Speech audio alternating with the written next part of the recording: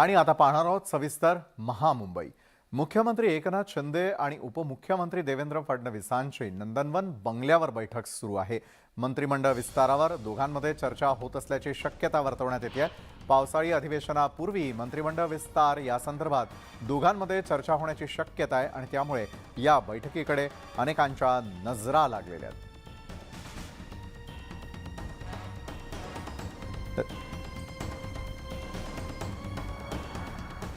अजित पवार सरकारमध्ये सहभागी झाल्यानंतर एकनाथ शिंदेंनी डबल इंजिनचं सरकार आता वेगानं काम करणार असल्याचं म्हटलं। अजित पवारांनी विकासाला साथ दिलेली असून ठाकरेंच्या पक्षानं आता आत्मचिंतन करावं असा टोला मुख्यमंत्री शिंदेंनी लगावलाय। दिवसेंदिवस सरकार मजबूत होत असून आम्ही काम करत असल्यानं काहींना पोटदुखी सुरू असल्याचा टोला त्यांनी लगावला। महाराष्ट्राकडे अमित शहा आणि पंतप्रधान नरेंद्र मोदींचं लक्ष असल्याचंही त्यांनी सांगितलंय। गेल्या वर्षी काहीही विचार न करता शिवसेना सोडल्याचं त्यांनी म्हटलं। सध्या आमच्यासोबत 200 आमदार असून आता वेगानं आमदारांना निधी मिळेल, त्यामुळे राज्यात विकास होईल असं मुख्यमंत्री शिंदेंनी स्पष्ट केलंय।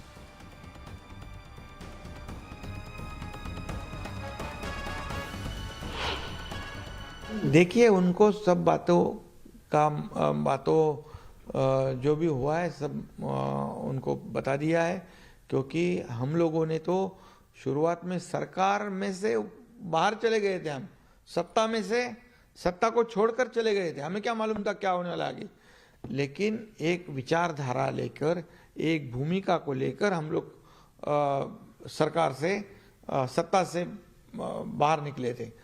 तो हम सत्ता के लालच में, कुर्सी के लालच में हम लोग ने निर्णय नहीं लिया है। सीटों के बंटवारे को लेकर कोई फार्मूला है, क्योंकि लोगों में सबसे बड़ा संभ्रम है कि सीटें कैसे बटेंगी, उस पर विवाद होगा। देखिए, लोकसभा विधानसभा चुनाव में तो कोई दिक्कत नहीं है। जो है विधायक, उनकी सीटें बरकरार रहेगी। जो बचेंगे उसमें हम तीनों मिलके ये कर लेंगे। कोई प्रॉब्लम नहीं है, बिल्कुल प्रॉब्लम नहीं आएगा। ठाकरे बंधूंनी एकत्र यावं म्हणून दोघांना दुग्धाभिषेक कोल्हापुरात घालण्यात आला। कोल्हापुरात सध्या त्र्यंबोली यात्रेचा उत्साह सुरू आहे आणि यावेळी ढबाकच्या तलावरती हा अभिषेक घालण्यात आलेला आहे। पाहूया त्याच संदर्भातली ही दृश्य।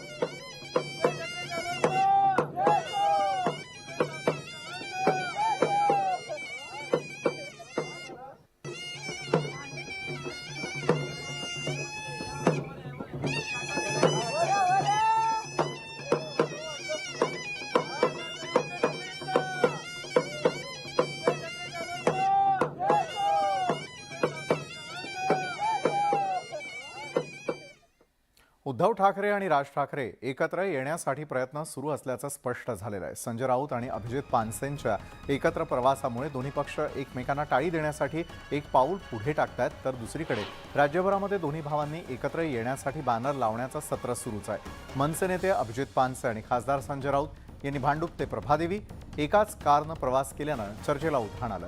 या सर्व चर्चेवर अभिजित पानसेंनी भाष्य केलंय। प्रस्ताव घेऊन गेलो नव्हतो, मात्र राजकीय चर्चा झाल्याचं त्यांनी स्पष्ट केलंय।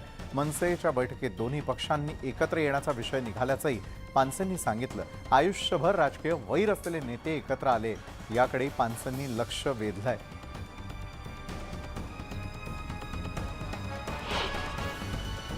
शिवतीर्थ ते कलानगर या दरम्यानचा ब्रिज होण्याची जर तुम्हाला संधी मिळाली तर तुम्ही ती स्वीकाराल का? मी राजसाहेबांनी दिलेली प्रत्येक जबाबदारी प्रामाणिकपणे पार पडतो। अजून ब्रिजचं बांधकामाचा आराखडा आलेला नाही। 2-3 दिवसात काही बैठका झालेल्या, याच्यात कोणत्याही अशा प्रकारच्या चर्चा झालेल्या नाही। तर ठीक आहे ना, असं काही विषय असेल तर भेटी झाल्यानंतर त्याचा खुलासा करतील। कारण अशा गोष्टी काय लगेच यांना हे दोघं भेटले, लगेच दोघं आपल्या आपल्या नेत्यांना भेटले म्हणून काही गोष्टी होतात, अशातला काही भाग नसतो। आपल्याला जी संधी मिळते त्या संधीचा उपयोग काहीतरी देण्यासाठी करायला हवा। पदं येतात, पदं जातात, मला काहीतरी व्हायचंय म्हणून काही करायचं। आता अनेकांना मुख्यमंत्री व्हायचंय, माझ्या तरी आता मनातही येत नाही असा टोला उद्धव ठाकरे यांनी लगावला। तर दुसरीकडे काही जण स्वतःला संघर्ष यात्री म्हणत सुरत, गुवाहाटीला जात असल्याचा टोला त्यांनी शिवसेनेला लगावलाय। टूर्स अँड ट्रॅव्हल्स वाले पण खूप आहेत। सुरत, गुवाहाटी वगैरे वगैरे असे ट्रॅव्हलिंग खूप होतं।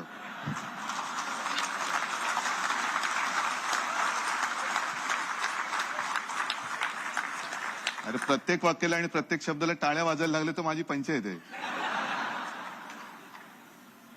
पण यात्र्यांमध्ये संघर्ष यात्री हा एक शब्द आहे, तो आपण विसरायला लागलेलो आहोत. आपण प्रत्येकाने हाच विचार केला पाहिजे की जी संधी आपल्याला मिळते त्याचा उपयोग मी देण्यासाठी काय केला. मला काहीतरी व्हायचंय, माझ्या तर आता मनात सुद्धा नाही, आणि मला वाटतं पृथ्वीराजजी, अशोकराव, तुम्हाला सुद्धा आता अनेकांना मुख्यमंत्री व्हायचंय. सुशील कुमारजी, आपण सुद्धा त्याच्यात, म्हणजे आपण आता एका ग्रुप मधले आहोत. कारण सुरुवातीला उल्लेख होता, म्हटलं इकडे अरे सगळेच माझी दिसत आहेत. तर्फे आयोजित एका विशेष कार्यक्रमामध्ये उद्धव ठाकरे यांनी टोला लगावलेला आहे. तर उद्धव ठाकरेंची अजित पवारांवरती थेटपणे टीका देखील पाहायला मिळाली. आता अनेकांना मुख्यमंत्री व्हायचंय असा टोला देखील त्यांनी लगावला. तर दुसरीकडे संघर्ष यात्री स्वतःला म्हणवतात, मात्र सुरत गुवाहाटी ट्रॅव्हल्समधून प्रवास करावा लागतो असा टोला उद्धव ठाकरेंनी एकनाथ शिंदे यांना लगावलेला आहे. त्यामुळे सत्ताधाऱ्यांना आज उद्धव ठाकरे यांनी चांगलंच धारेवर घेतलं. की संपूर्ण जग ग्रासलं असताना मुंबईने एक आदर्श जगासमोर ठेवला की काय करू शकतो आणि काय केलं पाहिजे. मुंबई मॉडेल हे जगाने त्याचं कौतुक केलं. पण जग कौतुक करताना तुमच्यात कौतुक एवढं मोठेपण, कारण कौतुक करायला सुद्धा मोठेपण लागतं, एक मोठं हृदय लागतं. दुसरा जर का एखादं काम चांगलं करत असेल तर ते चांगल्याला चांगलं म्हणणं, याला माणुसकी लागते. पण आपल्यातला माणूसच मेला असेल तर तुमच्याकडनं कौतुकाची अपेक्षाच नाहीये. पण कौतुक नाही केलं तरी बदनाम का करतात.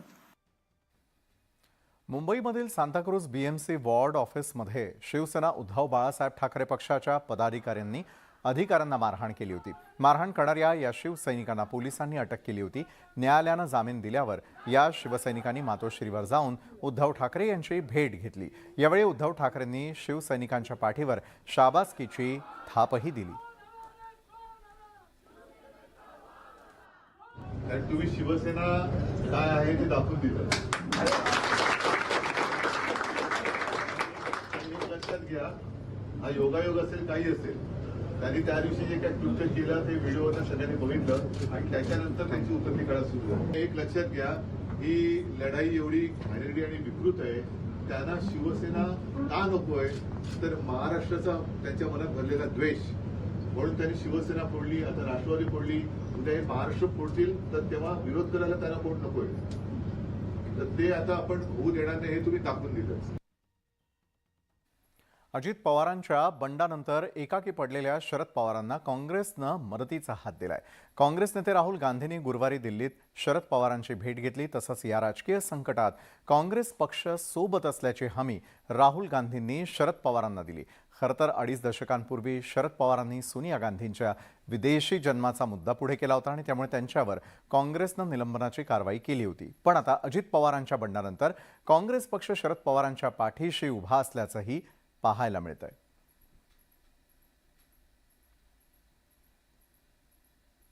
पक्ष फोडणाऱ्यांना मोठी किंमत मोजावी लागणार असल्याचा इशारा राष्ट्रवादीचे राष्ट्रीय अध्यक्ष शरद पवारांनी दिलाय. आम्ही जनतेमध्ये जाणार असून जनतेवरती पूर्ण विश्वास असल्याचं ते म्हणाले.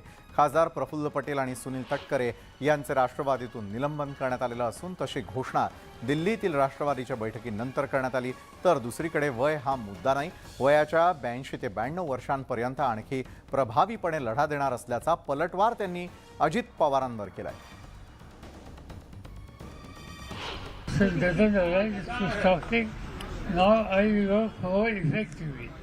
मेरे 82 और 92 मुझे पूरा विश्वास है कि 2024 में महाराष्ट्र में हुकूमत बदलेगी. आज जिनके हाथ में हुकूमत है उनको लोग दूर करेंगे और जो कुछ अपोजिशन में काम करने वाले हमारे जैसे लोग हैं इनके खिलाफ जिस तरह के कदम उठाए गए इसकी कीमत उनको देनी पड़ेगी. राष्ट्रवादीमध्ये उभी फूट पडल्यानंतर आता दोन्ही गटाकडून एकमेकांवर आरोप प्रत्यारोप सुरू झालेले आहेत. राष्ट्रवादीवरती ओढावलेल्या या परिस्थितीबाबत मंत्री छगन भुजबळ यांच्याशी बातचीत केलेली आमचे प्रतिनिधी मयुरेश गणपत्ये यांनी.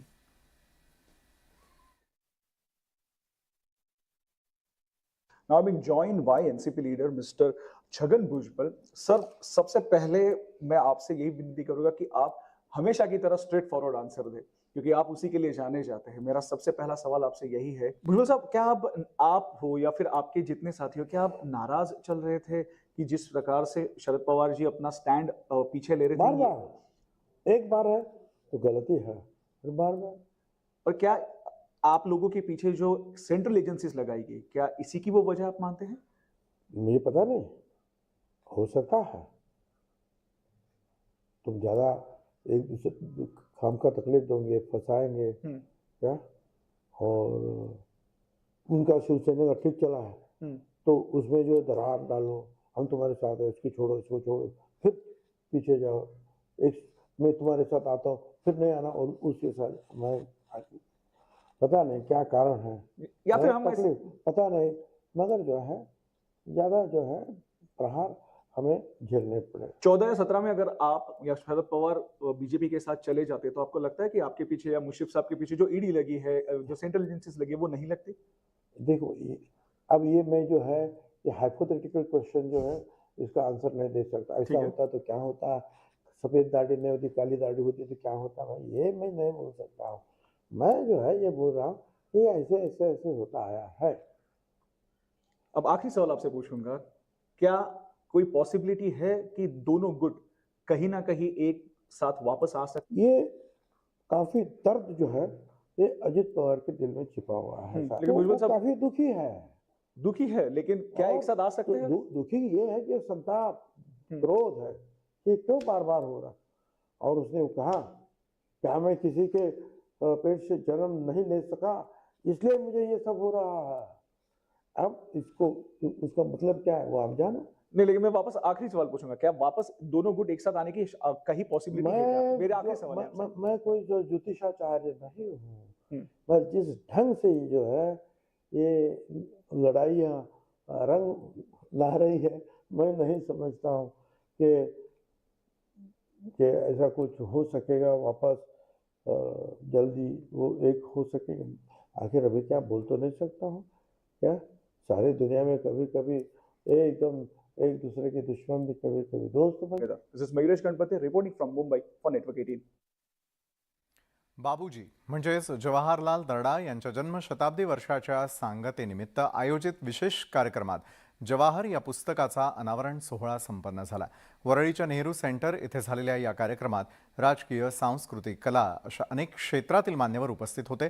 व्यासपीठावरती ठाकरे पक्षाचे नेते उद्धव ठाकरे, काँग्रेसचे नेते सुशीलकुमार शिंदे, अशोक चव्हाण, पृथ्वीराज चव्हाण, प्रल्हाद वामनराव पै यांच्यासह लोकमत एडिटोरियल बोर्डचे chairman Vijay Darda, Lokmat group editor in chief Rajendra Darda यांची देखील उपस्थिती होती। कि मेरे बाबूजी श्रेष्ठ ज्येष्ठ स्वतंत्रता संग्राम सेनानी वक्त से बहुत आगे थे, वक्त से आगे सोचते थे, एक दृष्टा थे। और मैं इसलिए नहीं कह रहा हूं कि वो मेरे पिता है, पिता होना स्वाभाविक है। मैंने कभी कुछ पंक्तियां लिखी थी, पिता होना स्वाभाविक है या धर्म है। मैं उनको प्यार इसलिए करता हूं कि पिता होने का उन्होंने कष्ट सहा है। मुझे और राजेंद्र को एक सरकारी स्कूल में भेजा उन्होंने। बाबूजी जवाहरलालजी दर्डा यांच्या जन्मशताब्दीच्या निमित्ताने गेले वर्षभर लोकोपयोगी शेकडो कार्यक्रम झाले, गावागावात, शहरात आणि वाडीपर्यंत कार्यक्रम झाले। त्यासाठी लोकमत मधील माझे सर्व सहकारी आणि विविध संघटनांचे पदाधिकारी यांचे मी आभार व्यक्त करू इच्छितो। खरं म्हणजे वृत्तपत्रात आणि मीडियामध्ये स्पर्धा असते, मात्र 2 जुलैला ज्यावेळेला बाबूजींची जन्मशताब्दी आम्ही साजरी केली त्यावेळेला देशातील सर्व राज्यातील सर्व भाषेतील वृत्तपत्रांनी मान्यवरांचे लेख बाबूजींवर प्रसिद्ध केले। मुंबई आणि उपनगरात घडलेल्या इतरही महत्त्वाच्या घडामोडी आपण जाणून घेणार आहोत छोट्याशा ब्रेकनंतर।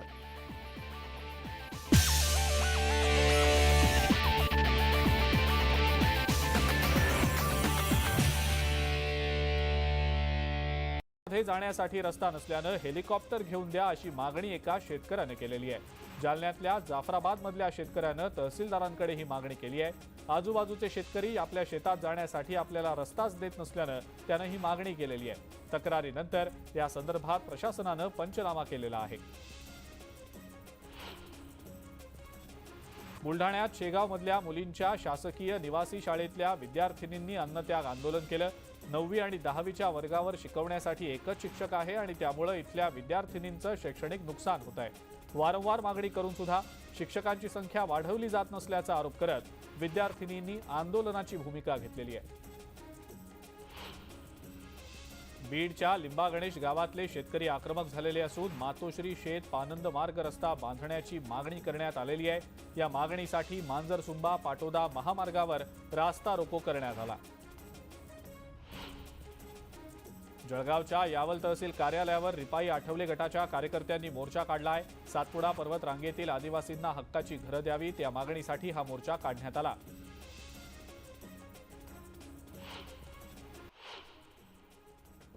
बंगालच्या उपसागरात कमी दाबाचं क्षेत्र निर्माण होत असल्यानं राज्यामध्ये पुढचे 3 ते 4 दिवस जोरदार पावसाचा इशारा देण्यात आलेला आहे. रायगड आणि रत्नागिरीला रेड अलर्ट जारी करण्यात आलेला असून मुंबई आणि ठाण्यातही अतिमुसळधार पावसाचा इशारा दिला गेलेला आहे. नाशिक, पुणे आणि कोल्हापूर यासोबतच साताऱ्यातल्या घाटमाथ्यावर अतिमुसळधार पावसाची शक्यता आहे.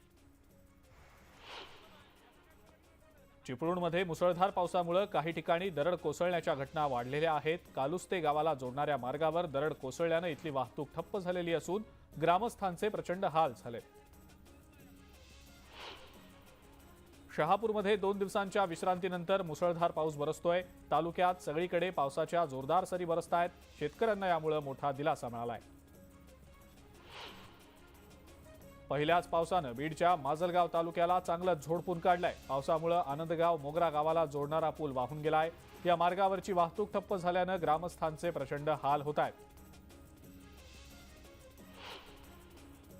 साताऱ्यामध्ये पावसाची संततधार सुरूच असून पेरणीच्या कामांना आता वेग आलेला आहे. विशेष म्हणजे पश्चिम भागात पारंपरिक गीत गात भात लावणी केली जाते. सिल्लोडमध्ये देखील मुसळधार पाऊस झालाय. पावसामुळे चारनेर इथल्या जिल्हा परिषद शाळेच्या आवारात पाणीच साचलेलं असून संपूर्ण परिसर चिखलमय बनलेला आहे.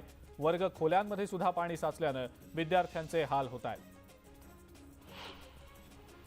सावंतवाडी बस डेपोची मोठी दुरावस्था झालेली असून मोठमोठ्या खड्ड्यांमध्ये पाणी साचलंय आणि इथंच बस थांबवल्या जात आहेत. त्यामुळे प्रवाशांचे प्रचंड हाल होत आहेत. या संदर्भात तातडीनं उपाययोजना करण्याची मागणी केली जाते. नांदेडच्या मुखेड तालुक्यातल्या पाळा गावात पुरात अडकलेल्यांची सुखरूप सुटका करण्यात आली. शेतात काम करायला गेलेले असताना नाल्याला पूर आल्यानं शेतकरी अडकून पडलेले होते. यावेळेला जेसीबीच्या मदतीनं या शेतकऱ्यांची सुखरूप सुटका करण्यात आली. सिल्लोड तालुक्यातल्या हाट्टी शिवारात जोरदार पाऊस झालाय. यावेळेला वीज पडून एका बैलाचा मृत्यू झालाय. शेतकऱ्याकडून तातडीनं पंचनामा करून नुकसान भरपाईची मागणी करण्यात आलेली आहे. भंडाऱ्यातल्या मोहाडी तालुक्यात वीज पडून 2 बैलांचा मृत्यू झालाय. शेतीच्या कामांची लगबग सुरू असतानाच बैलांचा मृत्यू झाल्यानं शेतकऱ्याचं मोठं नुकसान झालंय. या संदर्भात तातडीनं नुकसान भरपाई द्यावी अशी मागणी शेतकऱ्यानं केलेली आहे. जळगावच्या रावेर तालुक्यात झालेल्या मुसळधार पावसामुळे सातपुडा पर्वत रांगेतल्या अनेक नदी नाल्यांनी रौद्र रूप धारण केलेलं असून रावेरमधनं वाहणाऱ्या नागझिरी नदीला आलेल्या पुरात रावेर शहरातील 3 जण या पाण्यात वाहून गेले. त्यापैकी एकाचा मृतदेह सापडला असून उर्वरित दोघांचा शोध सुरू आहे. अहमदनगर जिल्ह्यामध्ये साधारणपणे 4.5 लाख हेक्टरवर खरीपाची पेरणी होणार असून आतापर्यंत केवळ 10%च पेरण्या झालेल्या आहेत. पेरणीला उशीर होत असल्यानं अनेक ठिकाणी भर पावसात मजुरांच्या सहाय्यानं शेतकरी पेरणी पूर्ण करतायत. लातूर जिल्ह्यामध्ये पेरणीयोग्य पाऊस नसल्यानं 6 लाख हेक्टरपैकी केवळ 53,000 हेक्टरवरच्या पेरण्या पूर्ण झालेल्या आहेत. केवळ 8%च पेरण्या पूर्ण झाल्यानं शेतकरी वर्गात चिंतेचं वातावरण आहे. सोलापुरातल्या उजनी धरणाच्या पाणलोट क्षेत्रात पावसानं हजेरी लावलेली असून गेल्या 2 दिवसात उजनीमध्ये अर्धा टीएमसी पाणी वाढलेलं आहे. सध्या उजनी धरणात एकूण 44.5 टीएमसी इतका पाणी साठा आहे. हिंगोलीतल्या बोरखेडी पिनगाळे गावातील एका तरुणाची एमपीएससी मार्फत पोलीस उपनिरीक्षकपदी निवड झाली. निवडीनंतर ग्रामस्थांनी त्याचं अभिनंदन करत भव्य मिरवणूक काढली आहे. बीडच्या आष्टी तालुक्यातल्या रोडागिरी बाबा देवस्थानच्या यात्रोत्सवाला सुरुवात झालेली आहे. यात्रोत्सवात हिंदू मुस्लिम भाविक मोठ्या संख्येनं सहभागी होत असतात. या निमित्तानं गावात भव्य मिरवणूक काढण्यात आली. संकष्टी चतुर्थीच्या निमित्तानं लेण्याद्री गणेश मंदिरात फुलांची आकर्षक सजावट करण्यात आली. दर्शनासाठी सकाळपासूनच मंदिरात भाविकांनी गर्दी केली आहे. चंद्रपूरच्या सौंदर्यामध्ये आता आणखी एक भर पडलेली असून नवीन आणि जुन्या चंद्रपूरला जोडणाऱ्या इर्ती नदीवरच्या राम सेतू पुलाला आकर्षक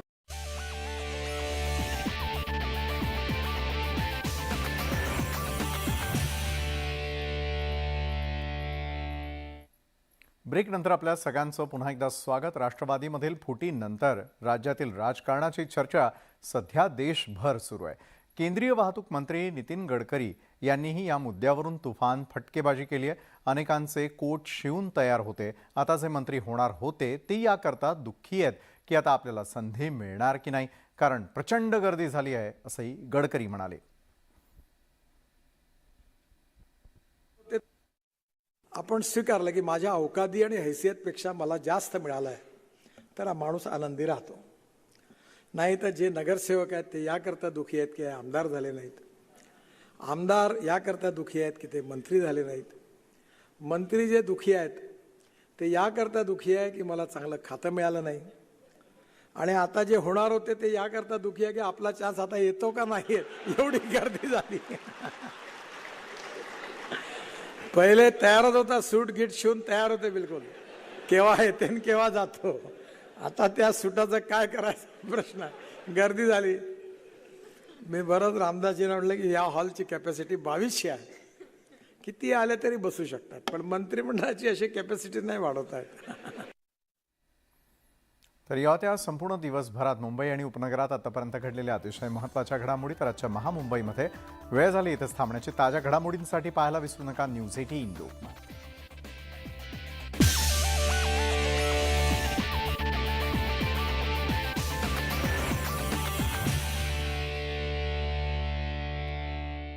विद्यार्थ्यांना जबरदस्तीनं ख्रिश्चन